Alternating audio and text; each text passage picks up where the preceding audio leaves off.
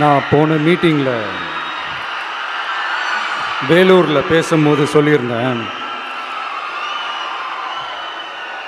தமிழ்நாடு தான் விஜய், விஜய் தான் தமிழ்நாடு அப்படின்னு நான் சொல்லியிருந்தேன்.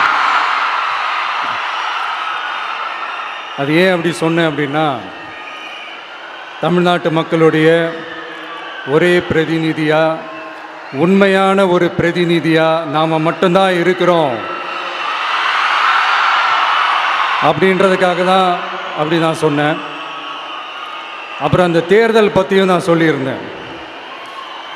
தமிழ்நாடு வர்சஸ் ஸ்டாலின் சார், அதாவது விஜய் வர்சஸ் ஸ்டாலின் சார், அதையும் நான் சொல்லியிருந்தேன். அப்புறம் இன்னொரு கேள்வியும் கேட்டிருந்தேன். இது தமிழ்நாடு சட்டசபைக்கான ஒரு தேர்தல், இதை ஏன் தமிழ்நாட்டுக்கும் டெல்லிக்குமான ஒரு எலெக்ஷன்னு சொல்கிறீங்க அப்படின்னு நான் கேட்டிருந்தேன். உடனே விஜய் பாஜகவுக்காக பேசுகிறாரு அப்படின்லாம் திருச்சி பேச ஆரம்பிச்சிட்டாங்க. அப்புறம் ரெகுலராக ஒன்று பண்ணுவாங்கல்ல, நம்மளுடைய சிறுபான்மை சகோதரர்களை பயமுறுத்தி ஒரு ஏமாத்து வேலை ஒன்று செய்வாங்கல்ல, அது இனிமேல் அவங்களால தொடர்ந்து செய்ய முடியாதுன்னு அவங்களுக்கு தெரிஞ்சு போச்சு. அதனால தான் நான் என்ன பேசினாலும் அதை திருச்சி பேசுறது, அந்த தில்லு முள்ளு வேலைகள்லாம் அவங்க செய்ய ஆரம்பிச்சிட்டாங்க. சென்னையில் டெல்லின்னு கூவுறதும், அடிக்கிற கொள்ளைக்கு ரைடு வந்துட்டா டெல்லிக்கு வெள்ளை கொடை பிடிக்கிறதும்,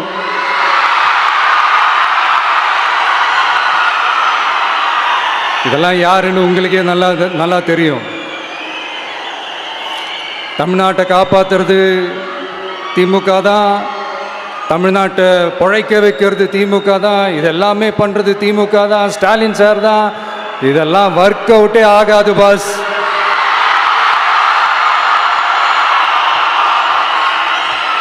சின்ன பசங்களாம் சொல்ல ஆரம்பிச்சிட்டாங்க, ஓம் சக்தி பராசக்தி, திமுக ஒரு தீய சக்தி.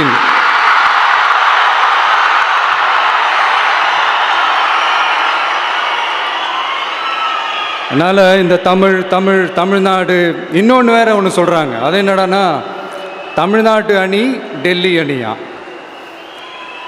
கிரிக்கெட்டில் கூட தமிழ்நாட்டு அணியை டெல்லி அணியால் தொட்டு கூட பார்க்க முடியாது.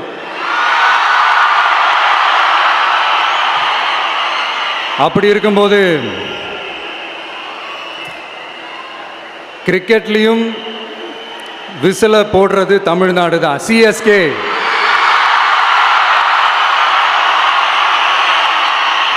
வரப்போற எலெக்ஷன்லையும் விசில போட போறது நம்ம டிவிக்கே தான். தமிழ்நாடு தான் டிவிக்கே தான் தமிழ்நாடு. இந்த அணி அந்த அணி டெல்லி அணி இதெல்லாம் அனைத்தும் உடைஞ்சி நொறுங்கும், டிவிக்கே அடிச்சு நொறுக்கும்.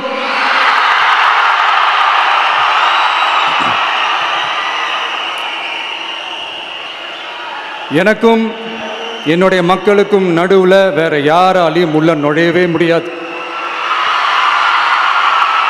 இது ஒரு அம்மா பையன் உறவு, அப்பா புள்ள உறவு, அண்ணன் தங்கச்சி உறவு, அண்ணன் தம்பி உறவு, அக்கா தம்பி உறவு.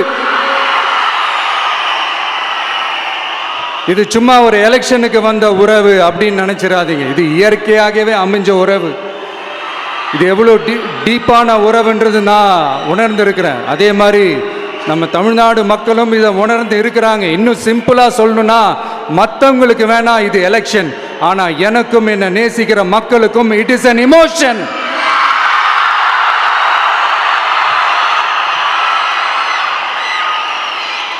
And it is not an ordinary emotion. It is a powerful oceanic emotion. இப்படி இருக்கும்போது வீட்டுக்கு வீடு விஜய், தமிழ்நாட்டுக்காக விஜய், வெற்றி பேரணியில் தமிழ்நாடு, இதெல்லாமே 100% இந்த எலெக்ஷனில் அது ப்ரூவ் ஆகும்.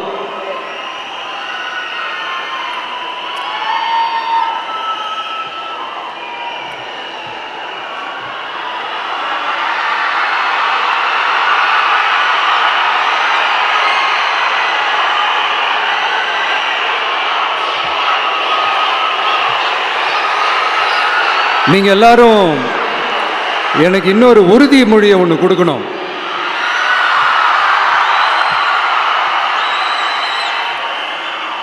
ஊழலற்ற உண்மையான சமூக நீதியை நிலைநாட்ட நம்ம ஆட்சியை அமைப்பீங்க தானே? உங்களை தான் கேட்கிறேன், நம்ம ஆட்சியை அமைப்பீங்க தானே? இந்த விஜய்க்கு ஒரு வாய்ப்பு கொடுப்பீங்க தானே? உண்மையிலேயே கொடுப்பீங்க தானே? இந்த விஜய நம்புறீங்க தானே? ஒவ்வொரு வீட்லயும் விசில் சத்தம் கேட்கும் தானே?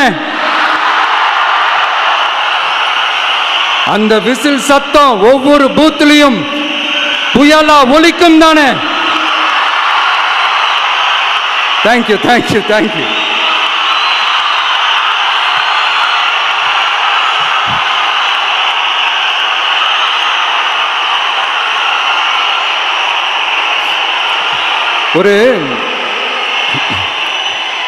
ஒரு டாக்டர் இருக்காருன்னா நாம் எப்போ அவரை பற்றி யோசிப்போம்? இப்போ நமக்கு ஏதாவது உடம்பு சரியில்லை அப்படின்னா அவரை யோசிப்போம், அவர் ஞாபகம் வரும். அது மாதிரி நமக்கு ஏதாவது ஒரு பிரச்சனை அப்படின்னா ஒரு வக்கீலை தேடிப்போம், அவர் ஞாபகத்துக்கு வருவார். இது மனித இயல்பு. அந்தந்த பிரச்சனை வரும்போது நம்ம அவங்கவுங்கள தேடி போவோம். ஆனால் ஆன் அ டெய்லி பேசிஸ் நம்ம சும்மா சாப்பிடும் போது கூட நம்மளை அறியாமல் ஒருத்தவங்களை பற்றி நினைப்போம், நம்மளை அறியாமல் அவங்களுக்கு நாம் நன்றி சொல்லுவோம். அந்த மதிப்பிற்குரிய அந்த மனிதர்கள் வேற யாரும் இல்லை, விவசாயி, விவசாயி, விவசாயி.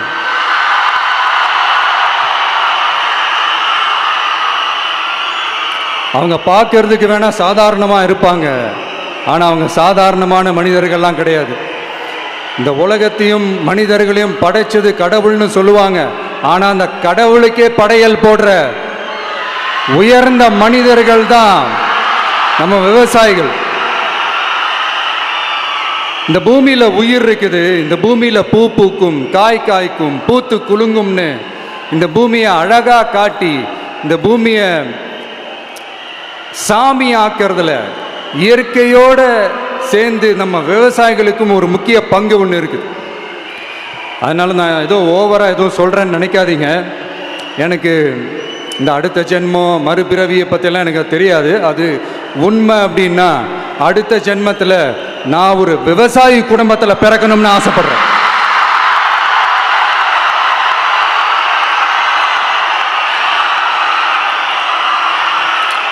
எனக்கு விவசாயத்தை பற்றி டீட்டெயில்டாக தெரியாது தான், நான் ஒத்துக்கிறேன். அதனால் மற்றவங்க மாதிரி நானும் டெல்டாக்காரன் தான் அப்படின்னு உங்கள் காதில் டால்டா ஊத்தலாம் நான் வரல. எனக்கு விவசாயத்தை பற்றி டீட்டெயில்டாக தெரியலனா கூட அவங்க படுற கஷ்டங்களை பற்றி எனக்கு நல்லாவே தெரியும். நம்மளுடைய முதல் அரசியல் பயணம் தொடங்கினதே அந்த பரந்தூர் விஷயத்தை கையில் எடுத்து தான். அதனால் நம்மளுடைய இந்த ஆட்சி அமைஞ்சதும் தீர்க்க வேண்டிய முக்கியமான பிரச்சனைகளில் நம்மளுடைய விவசாய பிரச்சனைகளும் ஒன்று. முதல்வர் அவர்களுக்கு இந்த மாதிரி நீங்கள் அது செஞ்சிட்டேன் இது செஞ்சிட்டேன் அப்படின்னு நிறையா பெருமையாக சொல்லிக்கிறீங்களே, ஒரு அடிப்படை ஒரு பிரச்சனையை பற்றி ஒன்று பேசுவோமா? கொஞ்ச நாளைக்கு முன்னாடி ஐநா சபை ஒரு ரிப்போர்ட் ஒன்று வெளியிட்டிருந்தாங்க. அது கூட தினத்தந்தி நியூஸில் கூட வந்துச்சு. உடனே கூகுள் பண்ணி எதுவும் தேடாதீங்க, உங்கள் ஏஜென்சி வச்சு எதுவும் சர்வே கிருவே எடுக்காதீங்க. எதுக்கு உங்களுக்கு சிரமம்? நானே என்னன்னு சொல்கிறேன். தண்ணீர் திவால் அப்படின்ற அந்த தலைப்பில் தண்ணியே இல்லாமல் திவால் ஆக போகுது அப்படின்ற அந்த கட்டுரை படிக்கும்போது உண்மையிலேயே மனசுக்கு ரொம்ப பகீர்னு இருந்தது. இந்தியாவிலேயே அது முக்கியமாக நம்ம தமிழ்நாட்டில் இன்னும் கொஞ்ச காலத்திலேயே தண்ணியே இல்லாமல் திவாலாக போகுதான். அதுக்கு காரணம் நிலத்தடி நீரை பாதுகாக்காமல் விட்டது தான் காரணமாக. மண்ணையும் மணலையும் கொள்ளையடிச்ச பின்ன வேற என்ன நடக்கும்? மலைகளை முழுகினா பின்ன வேற என்ன நடக்கும்? கனிம வளங்களை கொள்ளையடிச்சா பின்ன வேற என்ன நடக்கும்? இந்த மணல் கொள்ளையில் ஈடுபட்டவங்களை மேலே நீங்கள் சரியாக நடவடிக்கை எடுக்கலைன்னு அது போதுமானதாக இல்லை அப்படின்ட்டு சென்னை உயர்நீதிமன்றம் சொன்னிச்சே, மறந்துட்டீங்களா? இந்த மணல் கொள்ளை, கனிம வள கொள்ளை, இதுக்கெல்லாம் காரணம் மணல் மாஃபியா குரூப் தான் மதுரை உயர்நீதிமன்றம் அந்த கிளை சொன்னிச்சு. அதை மறந்துட்டீங்களா? இந்த மணல் மாஃபியா குரூப்புக்கு ஆதரவு அளிக்கிறது யாரு? உங்க திமுக கவர்மெண்ட் தானே. அது இல்லைன்னு சொல்ல முடியுமா? அவங்களோட டீலிங்ல இருக்கிறது யாரு? நீங்க தானே. அது இல்லைன்னு சொல்ல முடியுமா? தண்ணி திவாலாக போகுது, மணல் திவாலாக போகுது, கனிம வளம் திவாலாக போகுது. மொத்தத்தில் உங்க ஆட்சியில் தமிழ்நாடு திவாலாக போகுது. கடன் மேல கடன் வாங்கிட்டு உங்க கவர்மெண்ட்டே குப்பராட்சி படுத்துக்குச்சு. உங்ககிட்ட பேசுறதும் ஒன்று தான். சரி, அதை விடுங்க.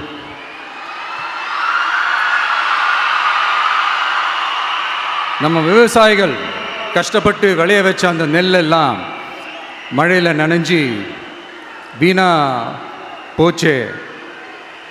டெல்டாக்காரன்னு சொல்லிக்கிற நீங்கள் அதை எதாவது கவனிச்சிங்களா? அவங்களுடைய போராட்டம் எதுக்காவது கூட போய் நின்றுக்கிறீங்களா? கூண்டாஸில் மட்டும் போடுவீங்க. இதானே உங்களுடைய அந்த சாதனை. பரந்தூர் பிரச்சனை, உங்களுடைய உண்மையான நிலைப்பாடு என்ன? மேல்மா விஷயத்தில் உங்களோட உண்மையான நிலைப்பாடு என்ன? தமிழகத்தில் இருக்கிற எல்லா ஆறுகளையும் இணைப்போம், இந்தியாவிலேயே நாங்கள் தான் அதை பற்றி ஃபஸ்ட்டு யோசித்தோம் அப்படின்னு பெருமையாக சொல்லிக்கிற இந்த திமுக கவர்மெண்ட் அவங்களுடைய நாக் என்னன்னு சொல்லவா? இந்த மாதிரி பெரிய பெரிய திட்டங்கள்லாம் ஆட்சிக்கு வந்த உடனே செய்ய மாட்டாங்க. அந்த ஆட்சி முடிகிற டைமில், அந்த கடைசி 6 மாதம், அந்த 1 வருஷம், அந்த 1.5 வருஷத்தில் அதுக்கான திட்டத்தை கொண்டு வருவாங்க, அதுக்கான அடிக்கலை நாட்டுவாங்க. அதுக்கப்புறம் எலெக்ஷன் வரும், தோற்றுருவாங்க. கேட்டால் எங்கள் ஆட்சி தான் முடிஞ்சிருச்சே அப்படின்னு நாடகம் ஆடுவாங்க. இல்லை, நான் தெரியாமல் தான் கேட்குறேன். மக்கள் மேலே உங்களுக்கு உண்மையிலே அந்த அக்கறை இருந்துச்சுன்னா ஆட்சிக்கு வந்த உடனே இந்த மாதிரி பெரிய பெரிய திட்டங்கள்லாம் ஸ்டார்ட் பண்ண வேண்டியது தானே. அதனால் ஆட்சி முடியும் போது அடிக்கல் நாட்டுறது. ஓட்டுக்காக என்னென்னலாம் பேசுவீங்க, ஆனால் மக்கள் இதெல்லாம் நம்புறதுக்கு அவங்கன்னா ஏமாளிங்க நினச்சிங்களா? மக்களே, நம்மளுடைய ஆட்சி அமைஞ்சதும் இந்த மாதிரி பெரிய பெரிய திட்டங்கள்லாம் உடனே ஸ்டார்ட் பண்ணுவோம். அதை அந்த 5 வருஷத்துக்குள்ள அதை முடிக்கவும் ட்ரை பண்ணுவோம். ஸோ இப்படிலாம் நம்ம பேசினா காவிரி பிரச்சனையில் உன் கருத்து என்ன, முல்லை பெரியார் பிரச்சனையில் உன் கருத்து என்ன, இப்படிலாம் அதெல்லாம் பற்றி உனக்கு என்ன தெரியுமா அப்படின்னு கேட்க ஆரம்பிச்சிருவாங்க. ஐயா, உலக மகா மேதைகளே, ROV ரிமோட்லி ஆப்ரேட்டட் வெஹிக்கிள், அதை வச்சு தண்ணிக்குள்ளேயே போய் அணைகளோட உறுதித்தன்மையை ஆராய்ச்சி பார்க்குற வரைக்கும் நான் எல்லாம் தெரிஞ்சு தான் வச்சுருக்கிறேன். ஒருத்தன் சைலண்டாக இருக்கான், அமைதியாக இருக்கான்னா உடனே அவனுக்கு எதுவுமே தெரியாதுன்னு நினச்சிடாதீங்க. சும்மா கருத்து சொல்லிக்கிட்டு கம்பு சுற்றிக்கிட்டு இருந்தால் எல்லாமே நடந்துருமா? நசன் பேசி அதை கேட்டு மக்கள் வெறுத்து போயிட்டாங்க. உருப்படியா ஏதாவது யோசிங்கயான்னு மக்கள் நினைக்கிறத யாருக்கு தெரியுதோ தெரியலையோ, எனக்கு அது நல்லாவே தெரியுது. உரிய இடத்துக்கு போய் சம்பந்தப்பட்டவங்களோட பேசி அதுக்கான சொல்யூஷன் என்னன்னு தெரிஞ்சுக்கிட்டு அதை ப்ராப்பராக எக்ஸிக்யூட் பண்ணணும். அடுத்து, நம்மளுடைய கடல் விவசாயிகளான நம்மளுடைய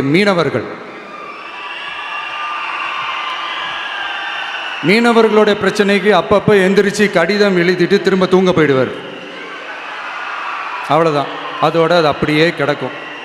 மானே தேனே பொன்மானே இப்படிலாம் கடிதம் எழுதுறதெல்லாம் வேலைக்கே ஆகாது. ஒன்றிய அரசுக்கு அந்த உண்மையான உணர்வுபூர்வமான அந்த அழுத்தத்தை கொடுக்கணும். நம்ம மீனவர்கள் மேலே அவங்க கையே வைக்கக்கூடாது, கையே வைக்க விடக்கூடாது. அவங்களுக்கான அந்த பாதுகாப்பு பக்காவாக இருக்கணும். அதுதான் நம்மளுடைய ஒரே அஜெண்டா. மீனவர்களே, அடுத்து நம்மளுடைய ஆட்சி தான். கவலைப்படாதீங்க, தைரியமா இருங்க, உங்களுக்கான பாதுகாப்பு பக்காவா இருக்கும்.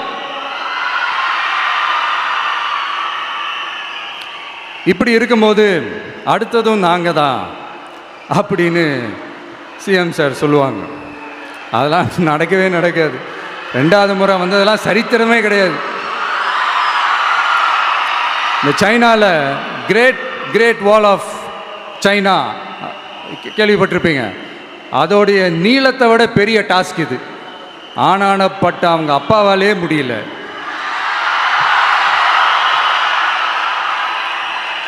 நான் முன்னாடியே சொன்ன மாதிரி உரிய இடத்துக்கு போய் சம்மந்தப்பட்டவங்களோட பேசி அதுக்கான சொல்யூஷன் என்னன்னு தெரிஞ்சுக்கிட்டு அதை எக்ஸிக்யூட் பண்ணுறது தான் ஒரு தெளிவான அரசியல். சும்மா ஆறுதல் சொல்கிறதெல்லாம் தெளிவான அரசியல்லாம் கிடையாது.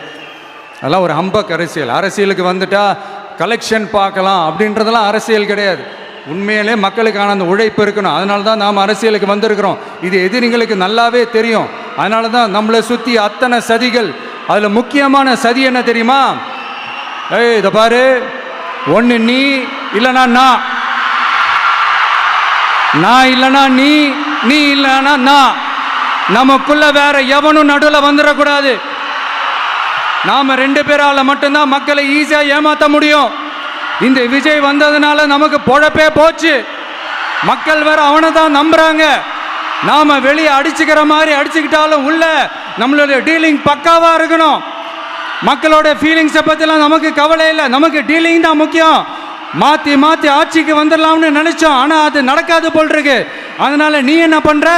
எஸ்ஓபின்னு போட்டு ஒரு பக்கம் அவனை தடுத்துரு, இன்னொரு பக்கம் அவன் மேல பழி போட்டு நானும் தடுத்துடுறேன். என்ன ஓகேவா? டீலிங் ஓகேவா? ஓவர்.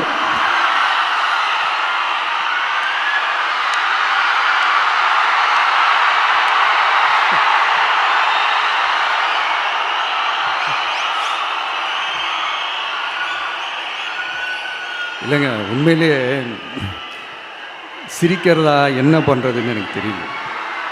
உண்மையிலே இப்படி தான் இருக்கு அவங்க டீலிங்லாம்.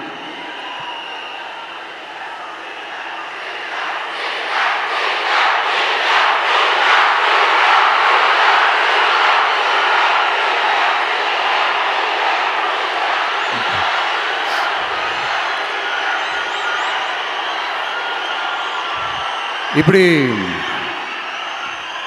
பழி மேலே பழி போட்டு கரூரில் ஆரம்பித்து நம்ம ஜனநாயகன் படம் ரிலீஸ் வரைக்கும். ஆனால் அந்த ரிலீஸ் பிரச்சனையில் நிறைய பேர் குரல் கொடுத்தாங்க. முக்கியமாக நம்மளுடைய முதல்வர் அவர்கள் கூட பூசி மொழிகி பட்டும் படாமல் குரல் கொடுத்தாங்க. But what ever it is, குரல் கொடுத்த அவங்களுக்கும் மற்றவங்க எல்லாருக்கும் இந்த நேரத்தில் என்னுடைய நன்றியை தெரிவிச்சுக்கிறேன். இப்படி நாம் வெளிப்படையாக பேசுகிறதுனால சிஎம் சாரோட மனநிலை இப்போ எப்படி இருக்கும் தெரியுமா? ஏற்கனவே கட்சிக்காரங்க தொல்லை தாங்க முடியல, தூங்க விட மாட்டேறாங்க. இந்த விஜயும் வந்து தூங்க விட மாட்டான். நம்ம பாட்டுக்கு ஹைவேல சைக்கிளில் சோலாவா போகலான்னு நினச்சோம். இவன் நாடானா மக்கள் சக்தியோட வந்துட்டு இருக்கான். இவன் தான் கேள்வி கேட்கறான்னு பார்த்தா மக்களையும் கேள்வி கேட்க வைக்கிறான். 1000 ரூபா கொடுத்துட்டு இருந்தோம், 5000 ரூபா கொடுத்து ஏமாத்தலான்னு பார்த்தா அதையும் கேள்வி கேட்க வைக்கிறான். விசில் சத்தம் வேற விண்ண முட்டுது. கூட்டணி கட்சிகள் தொல்லை வேற தாங்க முடியல. இவன் பண்ற பிரச்சாரத்தையாத்து முடக்கலான்னு பார்த்தா அப்பவும் மக்கள் அவன் பின்னாடி தான் நிற்கிறாங்க. என்ன பண்றது ஏது பண்றதுன்னு தெரியாத ஒரு மனநிலையில் இருப்பார். ஆனா சார், நீங்க இந்த விஜயம் முடக்கலாம். ஆனா ஒவ்வொரு வீட்டில் இருக்கிற ஒவ்வொரு விஜயையும் உங்களால முடக்கவே முடியாது.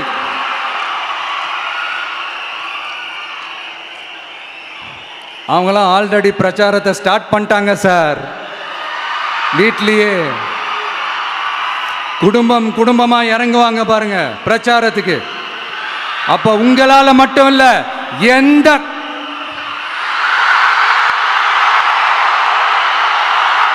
யாராலையும் தடுக்க முடியாது.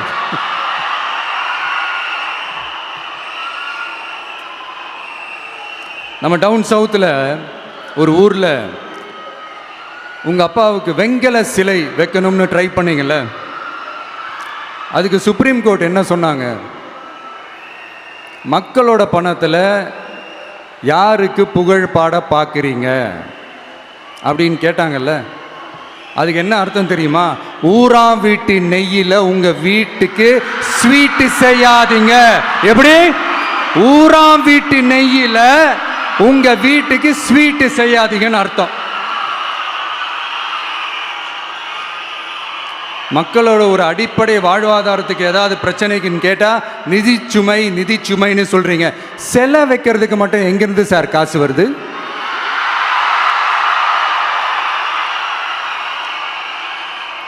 முதல்ல மக்களுக்கு அந்த சோறுக்கு வழி பாருங்க சார். செலவு வைக்கிறத பத்திலாம் அப்புறமா யோசிக்கலாம். கேஸ் சிலிண்டருக்கு மானியமா 100 ரூபா தரேன்னு சொன்னீங்களே, என்னாச்சு? கரும்புக்கு ஆதார விலையா 4000 ரூபா தரேன்னு சொன்னீங்களே, என்னாச்சு? ரொம்ப நாள் கல்யாணமே ஆகாம இருக்கிற பெண்களுக்கு அவங்களுடைய கல்வி தகுதிக்கு ஏற்ப அரசு வேலை கொடுப்போம்னு சொன்னீங்களே, என்னாச்சு? இதெல்லாம் வெறும் சாம்பிள் தான். இதோட ஹைலைட் ஒன்று இருக்கு. மாநில அரசால முடியவே முடியாதுன்னு தெரிஞ்சுக்கிட்டோம், நாங்க வந்தா நீட்டை ஒழிப்போம். ஆகா ஆகா ஆகா ஆகா, எவ்வளோ பெரிய ஒரு மோசடி இது! கேட்டா நாங்க தான் முன்மாதிரி ஆட்சின்னு சொல்லுவாங்க. மோசடி ஆட்சி. மோசமானவங்களே முக்கியமானவங்க கேள்விப்பட்டிருக்கிறீங்களா? அந்த மாதிரி மோசடி ஆட்சியிலே முக்கியமான ஆட்சி இந்த திமுக ஆட்சி. மக்களே, மக்களை நேசிக்கிற விஜய் வேணுமா? மக்கள் விரோத ஆட்சி நடத்துற ஸ்டாலின் சார் வேணுமா?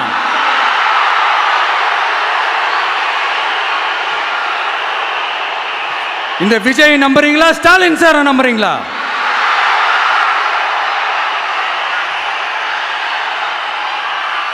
இந்த சத்தத்துக்கு அர்த்தம் தெரியுமா சார்? ஸ்டாலின் தொடரட்டும் அப்படின்னு அர்த்தம் கிடையாது. தீய சக்தி திமுக ஆட்சி மறையட்டும், தூய சக்தி டிவிகே ஆட்சி வரட்டும். நானும் உதிக்கட்டும்னு சொல்லாம்னு நினைச்சேன், பார்த்தா அதை வேற திருச்சி பேச ஆரம்பிச்சிருவாங்க. திருநெல்வேலியில், நாங்குநேரியில் இப்போ ரீசெண்டாக ஒரே லைனில் சொல்லணும்னா, நம்ம நண்பர் ஒருத்தர் ட்வீட் போட்டிருந்தாரு, அதையே சொல்கிறேன். ஸ்டாலின் தொடரட்டும், சட்டம் ஒழுங்கு சந்தி சிரிக்கட்டும்.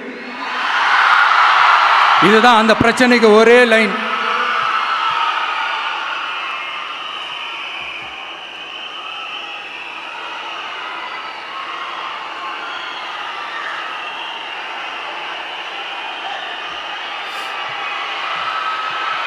மக்களே, காஞ்சிபுரத்தில், வேலூரில் எல்லாம் நம்மளோட விஷனை பற்றி சொன்னோம் இல்லையா?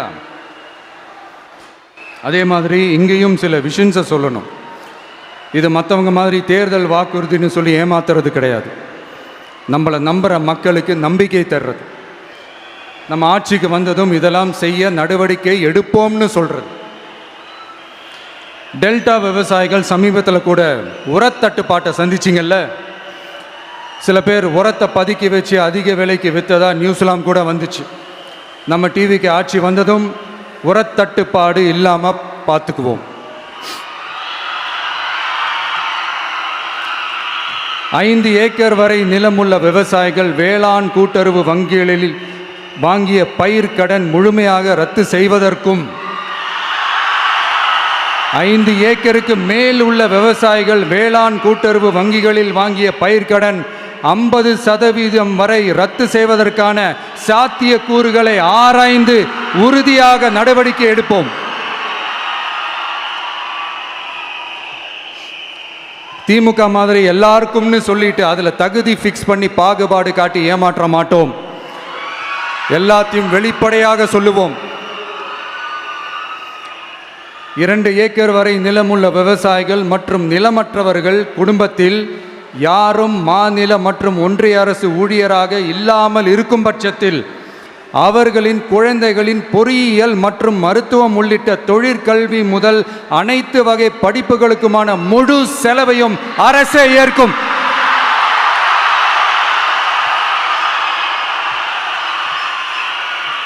விவசாயிகளின் விருப்பத்திற்கு எதிராக எந்த திட்டமாக இருந்தாலும், ஒன்றிய அரசின் நெருக்கடியே இருந்தாலும், அந்த திட்டத்தை உங்களுடைய டிவிகே ஆட்சி முழுமையாக நிராகரிக்கும்.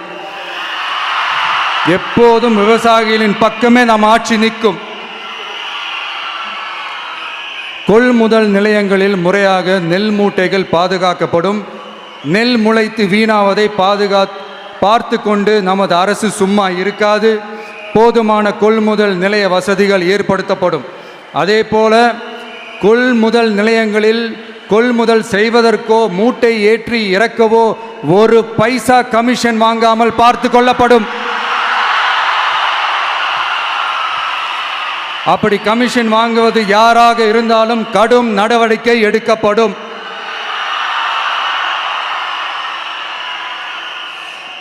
ஐநூறு ரேஷன் கார்டுகளுக்கு ஒரு ரேஷன் கடை என்ற வரையறை நிர்ணயிக்கப்படும். கிராமங்களிலும் எடையாளர் நியமிக்கப்படுவார்.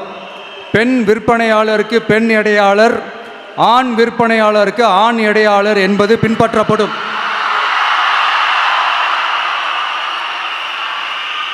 ரேஷன் கடைகளில் அரிசி தவிர அனைத்து பொருள்களும் பாக்கெட் செய்து விநியோகிக்கப்படும்.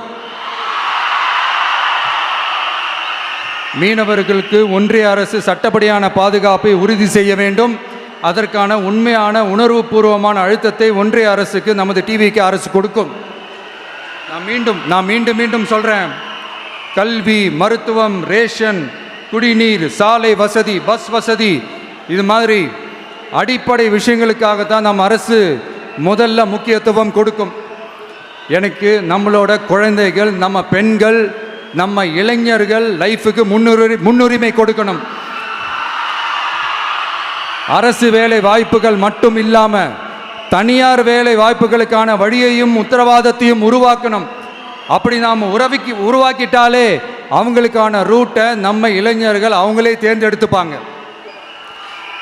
இத்தனை கோடி அத்தனை கோடி ஒப்பந்தம்னு சொல்லி விளம்பரம் மட்டும் செய்யாமல் உண்மையான ஒப்பந்தம் போட்டு வெள்ளை அறிக்கை வெளியிட்டு அதை செயல்படுத்தினாலே போதும், எல்லாம் தன்னாலே நடக்கும். இங்கே என்னனையும் சொல்ல நினைக்கிறேன், இங்கே அடுத்து நாங்கள் தான் நெஞ்சை நிமித்திரி கூவுற யாராச்சும் நாங்கள் ஊழலே செய்யாதவங்கன்னோ ஊழல் செய்யவே மாட்டோம்னோ நெஞ்சை தொட்டு மனசாட்சியோட சொல்ல முடியுமா? ஆனால் நாம் இன்னைக்கு இல்லை, ஆட்சிக்கு வந்ததுக்கு அப்புறமும் ஓப்பனா தில்லா கட்ஸா சொல்லுவோம், ஊழல் லஞ்சம் இல்லாத ஒரு ஆட்சியை கொடுக்க உண்மையா ட்ரை பண்ணாலே போதும், எல்லாம் தன்னாலே நல்லா நடக்கும். எல்லாரும் கொஞ்சம் கை இப்படி வைங்களேன். எங்க ஓட்டு எங்க உரிமை, எங்களை யாரும் விலைக்கு வாங்க முடியாது. எங்க ஓட்டு விசில் சின்னத்துக்கு தான். யாரையும் நம்பி ஏமாற மாட்டோம். எங்க வார்த்தையிலிருந்து மாற மாட்டோம். இது நிஜம். தேங்க்யூ.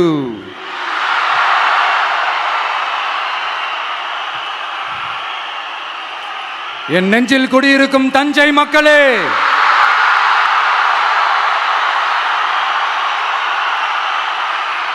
என் நெஞ்சில் குடியிருக்கும் வேலூர் மக்களே, வேலூர்ல இதை நான் சொல்ல மறந்துட்டேன், சாரி. உங்களுக்காக இங்க நான் சொல்றேன், உங்களோட நான் இருக்கேன், நம்மளோட நம்ம மக்கள் இருக்கிறாங்க. இதுக்கு மேல என்ன வேணும்? கான்ஃபிடென்ட்டா இருங்க, நல்லதே நடக்கும், வெற்றி நிச்சயம். மீண்டும் சந்திக்கும் வரை நன்றி, வணக்கம்.